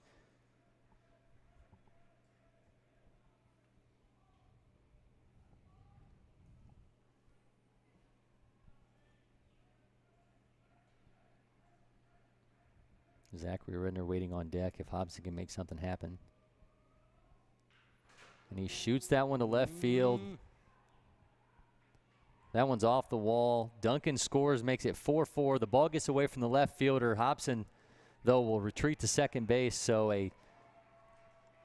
some theatrics there from Hobson on second after an RBI double. Ties things up at 4-4 here in the bottom of the 6th inning. Hobson has just been on fire this game. I think that is his 3rd extra base hit. At least his 2nd. Had a triple in his last at bat and gets the RBI double there. You know, he absolutely smoked that ball to left field. You know, and talking to Coach Burkhart before the game, Hobson was a guy they said that we need to key in on. He's got a ton of power in the bat, and he's showing it off. I don't know if there's any worse feeling when you're an outfielder than you know that ball's hit over your head. Yeah, and you're just head down and run as hard as you can.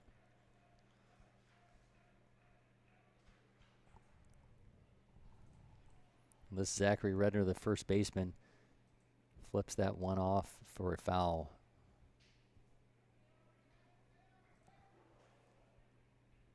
So Hobson at second, 2 outs in the bottom of the 6th, but Midland Swarm has tied things up at 4-4.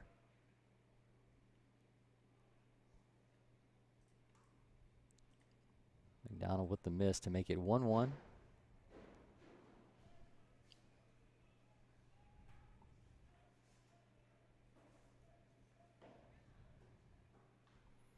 He smokes that one. But it goes foul. It certainly had the distance, but that one is foul, and he will head back. Hobson to second, and Redner to home plate.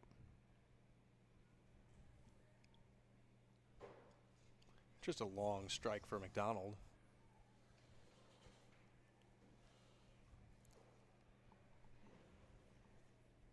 All right, so 1-2 is the count with 2 outs. Misses with the curveball. Now 2-2.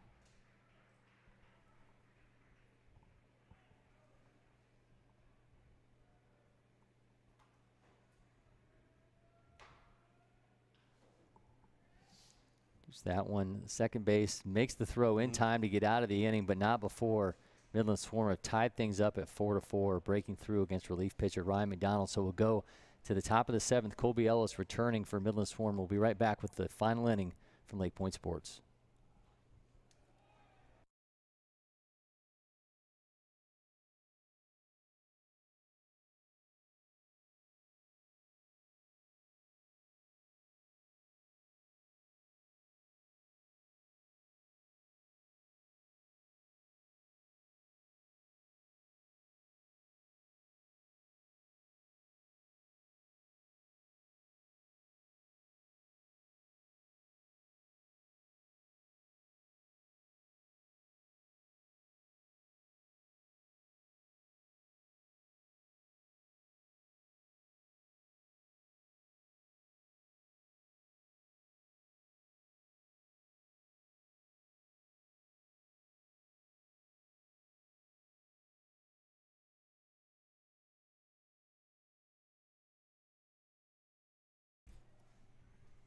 It's now the top of the 7th inning in our game of the day in the 16U National Championships.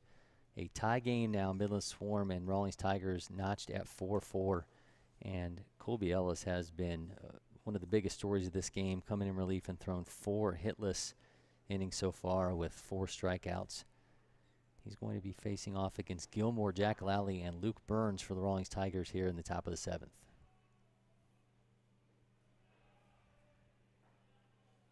Ellis starts him off at 83 for ball 1.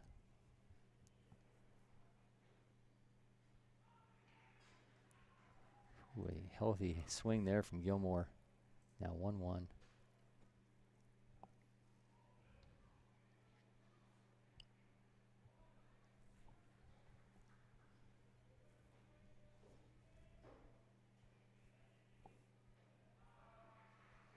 Ooh.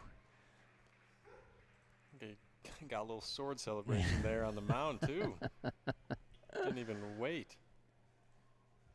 If Ellis is one thing, it's enthusiastic. Now 2-2.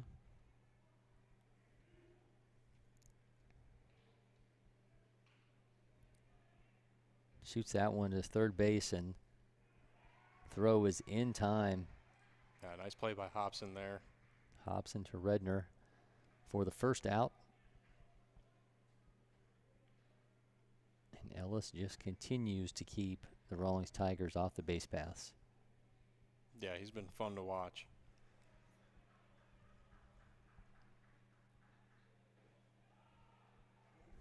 This is Jack Lally, the center fielder. Lally is 0 for 2 with a strikeout.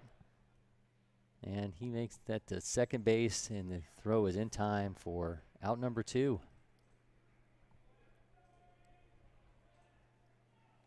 A little around the horn action from the Midland Tigers here. 2 outs in the top of the 7th. Luke Burns, the first baseman, comes to the plate for the Tigers.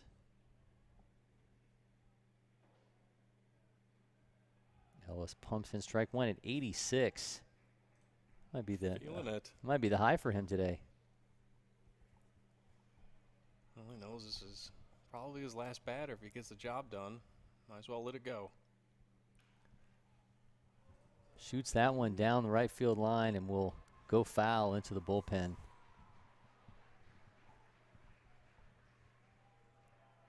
Luke Burns not feeling your timing ploy there, Colby Ellis. All right, 0-2 is the count. 2 outs in the top of the 7th.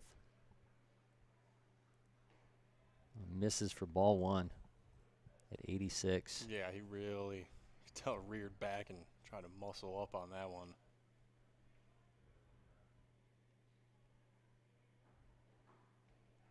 Drops the curveball in at 71 for the inning-ending strikeout. And just a fantastic relief appearance from Colby Ellis, and his teammates coming out to give him some love. I think it's safe to say momentum is clearly on Midland's side right now.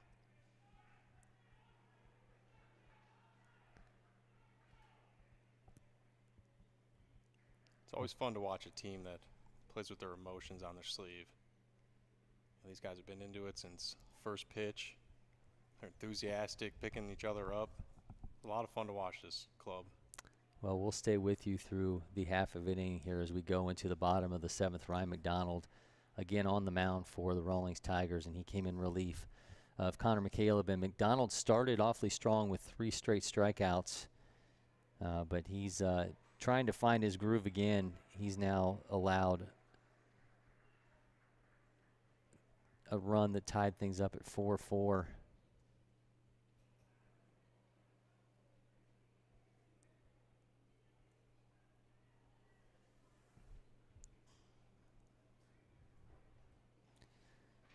Going to be facing Alex Monil and Ethan Burkhart and Colby Ellis.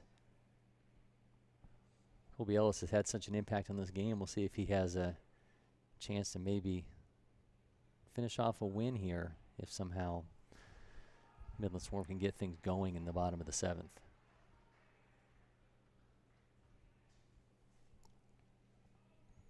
So here we go with the Midland Swarm catcher to open things up in the bottom of the 7th.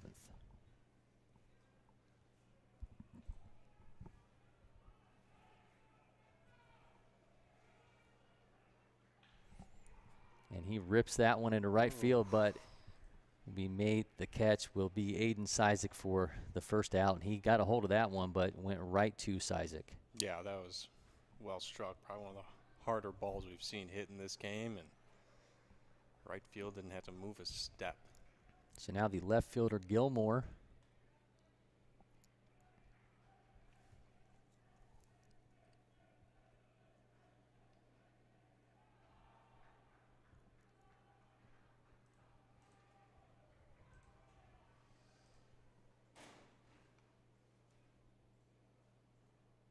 Excuse me, this is Ethan Burkhart, the shortstop.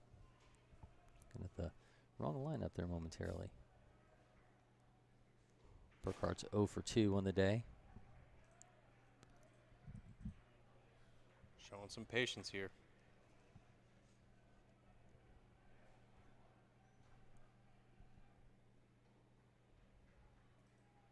Now 3-0.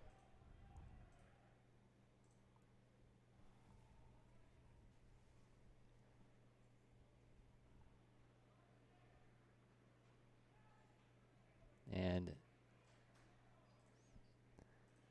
gets the outside corner for strike 1. Yeah, judging by Burkhart's stance there, he had the red light all the way. A wild miss from McDonald, and Burkhart will take first, and here comes Colby Ellis. Gives his team a little nod before walking to the plate. He'll have to wait. Gonna have a pitching change for Rawlings Tigers. And a pinch runner. That'll be Cole Dement coming in as the pinch runner for Ethan Burkhart.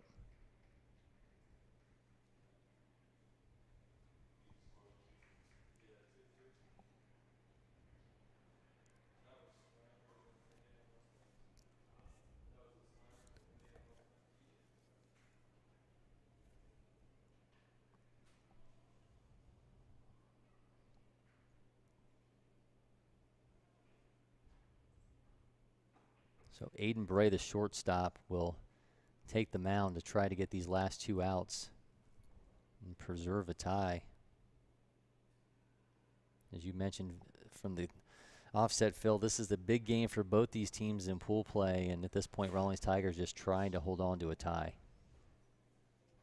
Yeah, and I mean, tie is going to be the best possible outcome for them in this game, but certainly helps Canes Midwest more than it helps either one of these teams, as Canes Midwest will then have a 1.5 game lead on the pool with 2 games to go.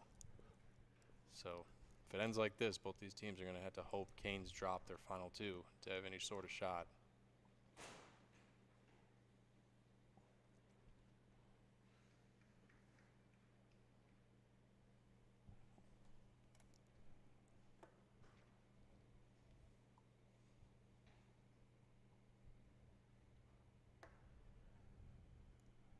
Just from the brief look at Bray, saw he was up to 81 on his first warm-up. He's got a loose arm, works from a low 3/4, almost sidearm slot.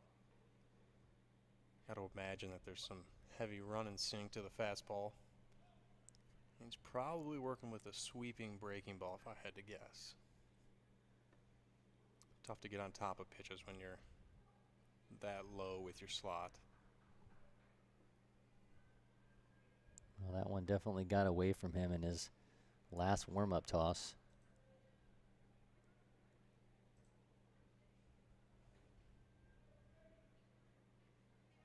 Yeah, if I'm Ellis and I'm watching some of these,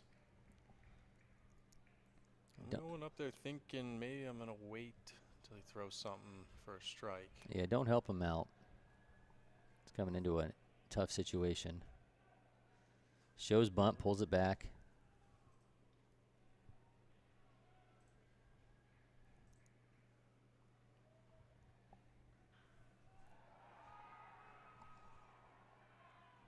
Runner goes. Ellis sends that one Sky high and not playable.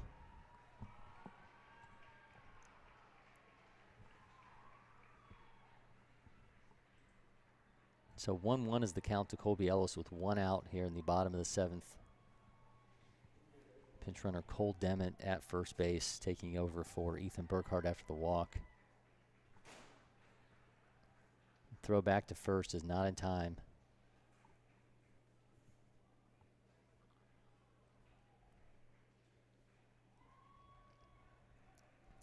Ellis will ask for time. Yeah, Brady working with up-tempo pace. Really trying to quick pitch these batters. Ellis taking control a little bit. Ellis flips that one back foul. Yeah, Ellis takes some big hacks up there. Seems like he likes those pitches up in the zone. Well, we saw that in his first at bat. He got called off to the side where it looked like he was trying to play the hero early. It's a guy who clearly likes the spot, likes the moment, and looking to deliver for his team.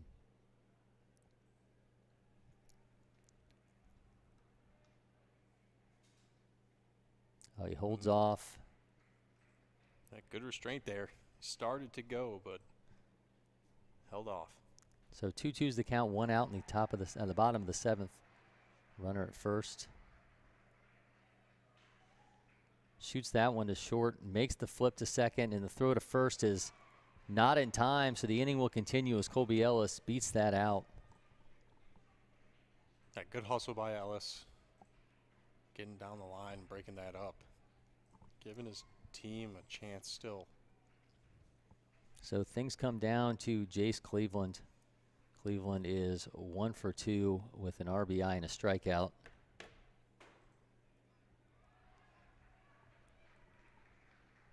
Something tells me Colby Ellis is going to be looking to be aggressive on the base pass. Yeah, I would not bet against that.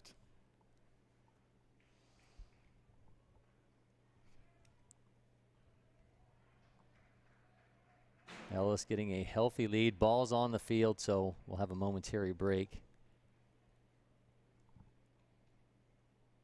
Ellis has some happy feet over there at first. Would not be surprised to see him moving. Yeah, he was easily 10 feet off the bag before that ball came over from another field. Throwback. Probably just letting Ellis know he's thinking about him.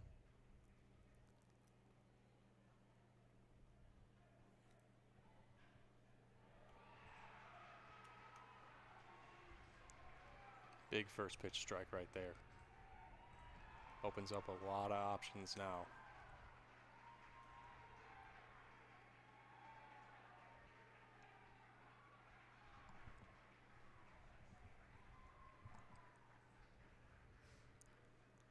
A little closer there, but still not getting Ellis, who swiftly makes his way back to first.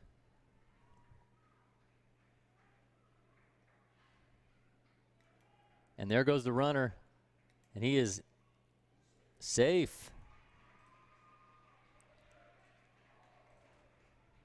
So we expected Colby Ellis to be aggressive on the base pass, and so far he is not letting us down.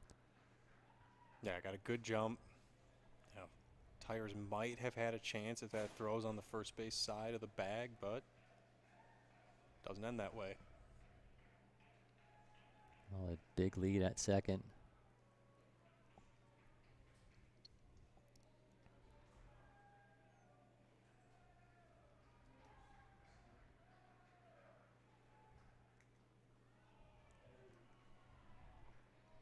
Half swing from Cleveland. That was close. From up here, it looked like he broke Looked the like plane. he went, yeah, but it will be a 2-1 count. Cleveland shoots that one foul. Make it 2-2. That ball's onto another field. Almost struck the third baseman.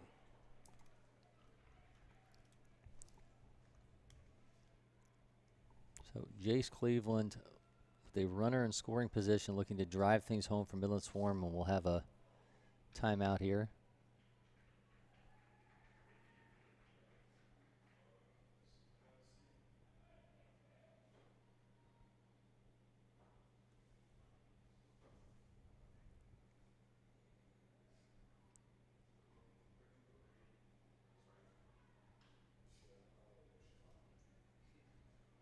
ump gets reloaded with some baseballs. Not sure he needs that many with 2 outs in the bottom of the 7th, but You never want to come to a party empty-handed. So Jace Cleveland again up to bat. 2-2 is the count with 2 outs in the bottom of the 7th. Colby Ellis on second base after beating out in what would have been a double play.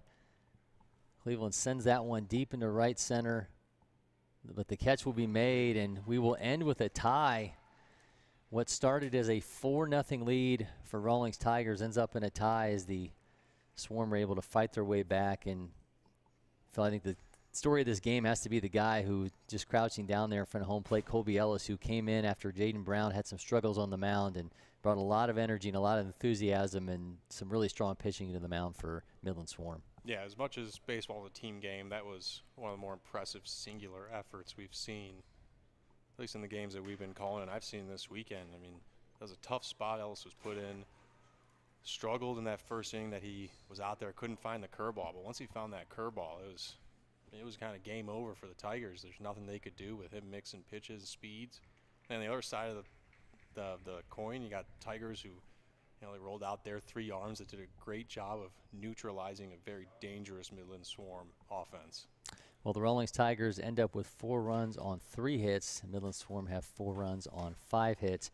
He is Phil Kerber. I'm Cory McCartney. Tomorrow we'll be back with another of our game of the day in the 16U National Championships. SBG Sox Elite against the South Charlotte Panthers. And Phil, what are you looking for in this game tomorrow? The South Charlotte Panthers are an absolutely loaded roster.